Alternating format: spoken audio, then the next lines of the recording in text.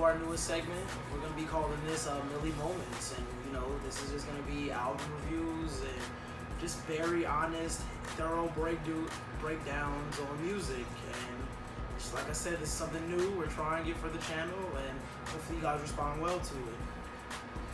So the first thing that we're gonna be reviewing today / breaking down is it's an album by an artist that I've never really heard of before until he hit me up on Instagram and suggested to check his music out, and I checked out his album, and we've been collaborating for a while, and now I'm finally putting this video into fruition. And yeah, the homie's name is Ish, and the album is called 100.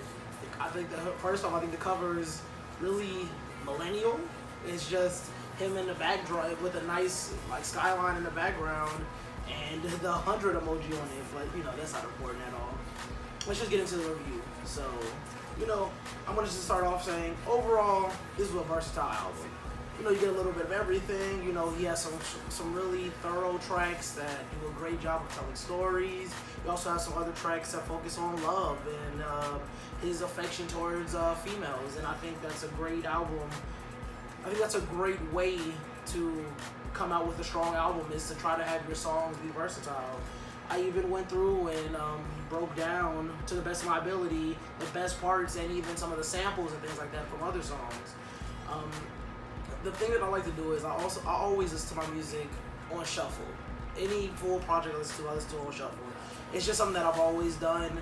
It feels better for me. It allows me to really just jump, it jumps around the album, so you get to see a little bit of everything. And unless it's that type of album that it's supposed to be played all the way through, like each song comes back to back, unless it's that type of album, then I don't deal with it, But if this is not that type of album, so I listen to it on shuffle just to try to get a feel and really see how the Apple Music gods were gonna allow me to listen to this. So the first song is called Legit. This is the first track on the album, and the best thing that I can say is the chorus itself is super dope. He references Eazy-E's Boys in the Hood, and the chorus of the song is, I know nothing in life but to be legit. Don't quote me, boy, because I ain't saying shit. I don't know. He instantly caught me with that. I'm a huge Eazy-E fan. Love the old school NWA stuff. So as soon as he said that, I was like, okay, you got me. This is a good song. Overall, beat is a little bit mellow. It's not the lyrically best song on the album, but the lyrics are still strong. The next song that we got is Crazy Dreams. This actually isn't even a song. It's the 6th track on the album. It's a clip taken from the movie The Education of Sonny Carson. It's a old black movie from 1974 that pretty much just dives into gang life in a certain city. I'm sorry, I kind of Wikipedia the plot summary, so I don't really know about the movie. But pretty much in this little clip, the guy is talking about how he wants to be the captain of the Queen Mary, which is some large ship, and he just want to drive it down the streets of the city, and it's like all of his friends are just like, yo, what are you talking about, man? You're not gonna ever be able to do that. And just in general, it's a skit that touches on dreams, the fact that your dreams might seem a little bit irrational, but they can always come to fruition. And I'll probably attach the full scene in here next to me, because it's pretty deep. Like, these guys are just talking about random things that you would never think that somebody would want to accomplish, but it overall touches on the fact that dreams are broad, and you can't allow anyone to put you down on them. So that's actually the only skit on the full project, but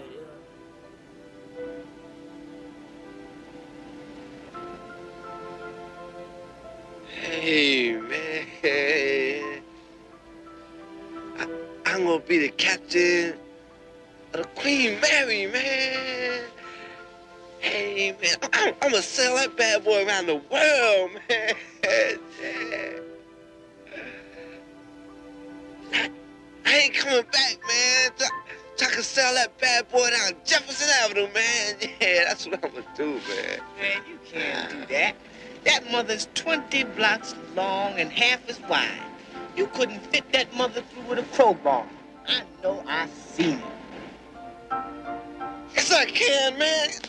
Hey, man, yes, I can. Hey, I'm the captain, man. Yes, I can. Make for you, Captain. I'm the captain. Yes, I can, man. Wow. It was a strong one. The third track that I ended up hearing was Romeo and Juliet, which is actually the 10th song on the album.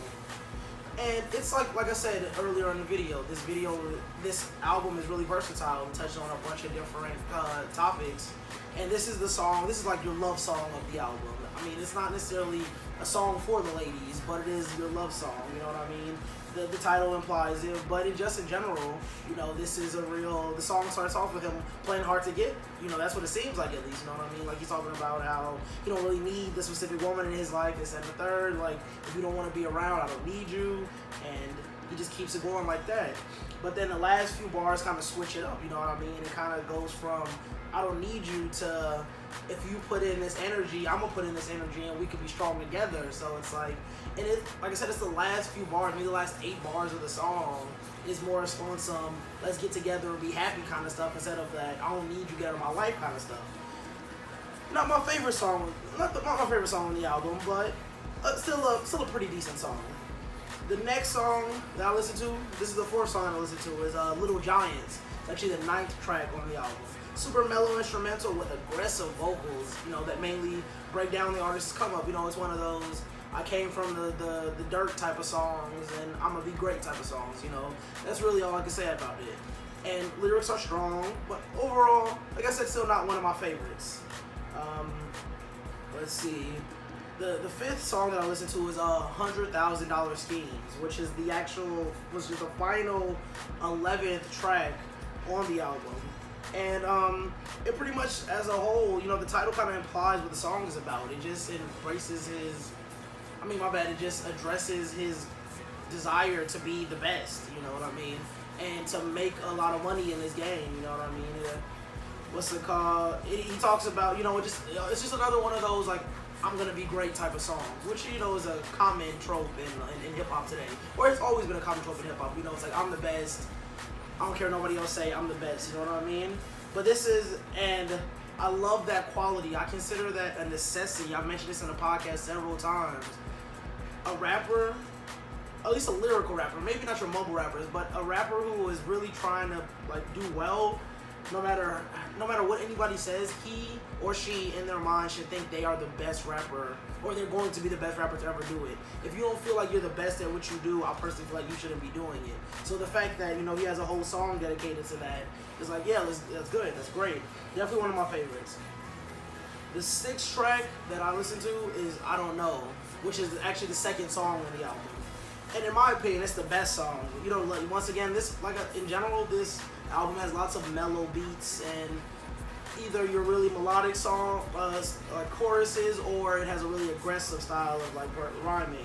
But this, like I said, mellow instrumental, and it has a melodic bass chorus that addresses the artist's uncertainty with life, and, you know, the importance of making the best of it, you know. And the chorus is pretty much, I don't know if I'm gonna see tomorrow, I don't know if I'm gonna be back. He says it 3 times, and then he says, so I'm taking all this cash and blowing all these racks. So it's like pretty much like, it's pretty much the chorus pretty much is your YOLO type of song, but lyrically, I feel like this is one of the best songs on the album. Like, bars wise, this one is one of the best. Oh man, 7th song, I actually remember this one. It's actually the 4th track on the album, but it's the 7th song that I'll listen to, and it's called Sweet Nightmares. Really didn't know what to expect from it, because like I said, this is the 7th song that I listened to, so it's like, at this point, I'm more than halfway through the album, and I'm just like, what's next? So this song comes on, and it's just, man, it starts off with, like, I couldn't find where the sample was from, but it starts off with this clip of this teacher talking to a student, and she asks the little boy or little girl, I don't really know, like, oh, what nationality are you? And the kid is like, oh, Afro-American. And then pretty much, you know, she, like, talks to, you know, it's like some Black Righteous type stuff, which I think is great. You know what I mean? And all of the verses, reference some type of, like, a strong Black figure, or, you know, the fact that Black people have overcome a lot. And I love those type of records, you know, because, like Common said in, I used to love her, Afrocentricity, you know, kind of took a step back in hip-hop. So it's like, I love every once in a while, you know, when you get that, Black is great, you know, we're great type of songs. You know, they just, you know, just touches your you know, your inner Afro-American, I guess you could say, or inner or outer, I don't know. But he also references like the figures in the Bible, such as Moses, you know, these figures that have been watered down and become white over the thousands of years that this religion has existed. But all in all, great song. Definitely one of my favorites because, like I said, every once in a while I love to have some real Afrocentric type stuff that really just says that, you know, us as black people were great. I love it. The 8th song that I heard, which is actually the 5th song on the album, is called Drummer Boy. And the title is obviously reference to the Little Drummer Boy, the Christmas song. And the chorus and the title reference, you know, the popular Christmas song. What's it called? He pretty much says like, oh yeah, I'm like the little drummer boy in the chorus, and it's just, I don't really have much to say about this song. It was not one of my favorites, but it definitely wasn't bad. I enjoyed it. It just, you know, wasn't one of my favorites. Now, arguably, this may be the best song lyrically on the album, and it is the 9th song that I listened to, which is the 7th track, is Kung Fu Hustle, which, I don't know, it just has like you know, the beat is really aggressive, and like the beat and the verse is also very aggressive. I just love the sound of it, you know what I mean? He's something like just me and my girl, like that's like the end of the chorus, and I don't know. He also like does this little like take that Diddy reference, which I always love, you know what I mean? And like I said, this is probably the best song lyrically on the album. Maybe not, you know, sonically, but lyrically is definitely the best song. Let's see, the 10th song that I heard, which is actually the 3rd track on the album, is called Bass Uprising. I could easily say that this song that has the best instrumental on the whole entire album. Like, super strong instrumental, and it's definitely one of my top 3 songs on this album. Like, at this point, it's like, I can't even say much about it because I wouldn't be doing the song justice. Like, that's how much I value this song on this particular project. And the final song, which is actually the 8th track, which is definitely in my top 3, is Subliminal G's. Easily has the best chorus on this album, and it just kind of references, you know, like, I'll read it. I'll read the chorus too because I have it written down verbatim. You know, snitches don't get stitches. They sink to the bottom. They sink to Bikini Bottom. Like, that's not the chorus, my bad. That's one of the verses. But snitches don't get stitches. They sink to Bikini Bottom. Like, I don't know. I love SpongeBob, so when he says some stuff like that, I'm just like, what? But also, that's also dope because it's like, it's some real serious stuff too. Because, you know what I mean. It's saying like, oh, snitches don't get hurt. They get killed. You know what I mean? Because it's talking about, you know, they sink to the bottom of the ocean, you know, which, you can throw a dead body into the water so that, you know, it can't be found. And it's, you know, it's a storytelling song of the project. So, like I said, one of my favorites, definitely top 3, which I've been constantly referencing the top 3. Why don't I just tell you what my top 3 are for the album?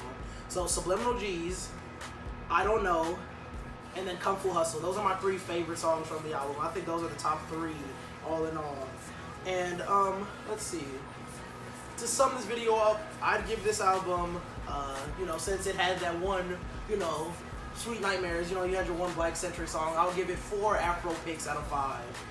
I'm going to be doing a lot more of Ish's music. You know, he's a dope artist. So he has 2 other albums that he released all in 1 year. Shout out to dude. He released 3 albums in 1 year. I think that's a great thing. I think that's a trope that we want in our favorite artists, but we get it a lot in artists we've never heard of. So it's like, if you could expand your horizon and get in touch with these other artists, you know, and see that, you know, a lot of these people are pumping out music hard and heavy. It's like, it's just strong. I think it's great. And all in all, like I said, this is a good album. I definitely suggest it. And once again, the name of the album is 100, and the name of the artist is Ish. So this has been the first ever episode of Millie Moments. I don't know why I'm wearing the Batman mask. I was doing my little setup and I saw it. I'm just like, you know, hey, why not? So thank you for watching, and